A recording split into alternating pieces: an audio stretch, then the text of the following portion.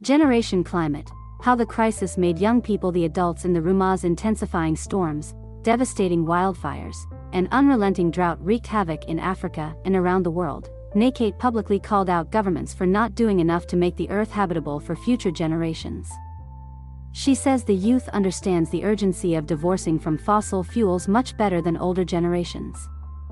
Nakate's generation is coming of age in a world that is warming far faster than scientists had predicted, and they see with clear eyes the climate catastrophe that looms. They are challenging the structures of power that they are squeezed out of, elbowing their way into conversations in order to have a say in their own futures. They are funneling their anxious energy into climate rallies and protests, skipping school to sit outside parliament buildings and UN headquarters for long hours, and calling out governments at public forums, like the COP26 Climate Summit, for the continued use of fossil fuels.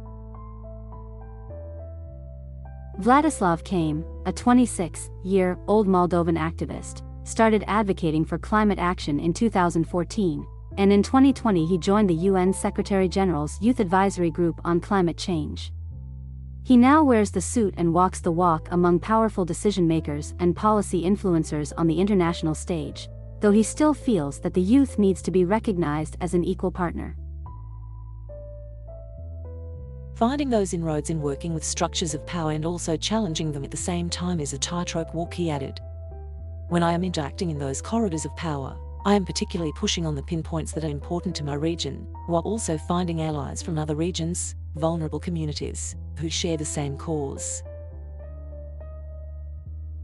Despite feeling like they are on the sidelines, young people are finding those inroads. They have been suing governments, filing complaints to the UN, pushing for climate education, hunger striking, installing green infrastructure, testifying in front of governing bodies and even winning elections, all in the name of the climate crisis. If young activists alone are able to transform communities, it shows that governments are actually able to transform their countries or the world, Nakate, now 24, said. But what they lack is political will to do so. Nakate, who is black, was thrust onto the global stage in January 2020 when the Associated Press cropped her out of a photo she posed for alongside Greta Thunberg and other young white activists at the World Economic Forum in Davos. Sally Busby, the AP's executive editor at the time, later apologized for the error.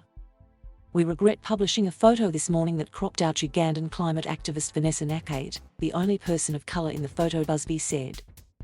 As a news organization, we care deeply about accurately representing the world that we cover.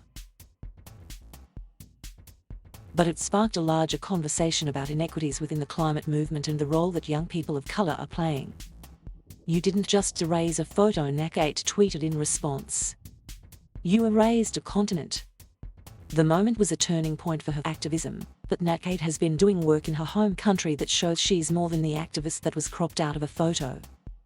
Her book The Bigger Picture describes her involvement in protests in Uganda, her networking with youth activists around the world, and installing solar panels and energy-efficient cooking stoves for schools in Uganda's rural communities. She says she realized that if government leaders aren't going to take concrete steps to justly transition away from fossil fuels and stop rampant deforestation, she needed to take a more holistic approach to address the multiple layers of crises in Uganda has been facing: unsafe learning conditions, energy poverty and gender inequity. If young people are able to undertake these projects and make them happen and transform people's lives, then what about these governments that have all the resources, all the monies and all the infrastructure, all the connections they need to make these things happen? Nakate said. That's what Ajay Piper, now 21, says he has been asking since was 12.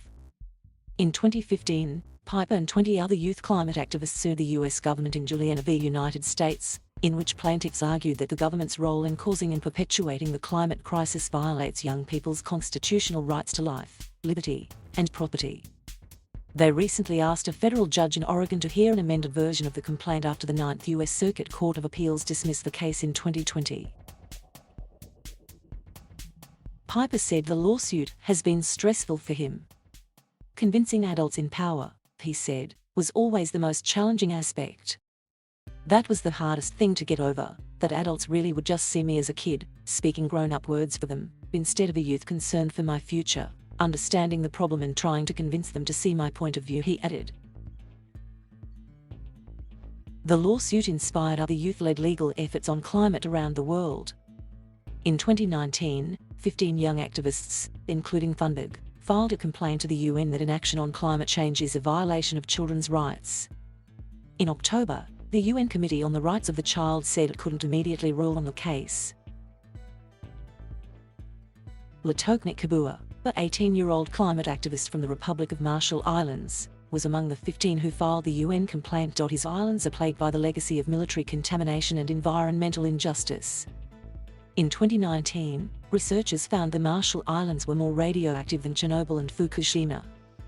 Islanders there have faced the health impacts of nuclear waste, corralled into a 3.1 million cubic foot dome, now threatened by rising seas.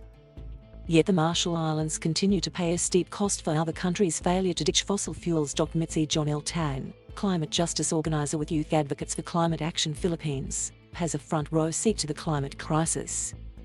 She grew up watching severe storms, floods and landslides pummel her home country, particularly low-income communities along the coast.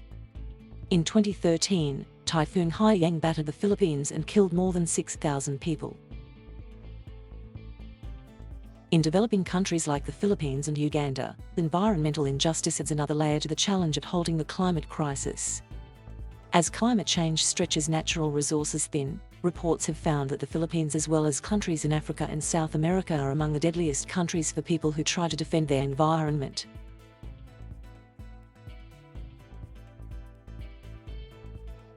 Thank you for watching. Please subscribe.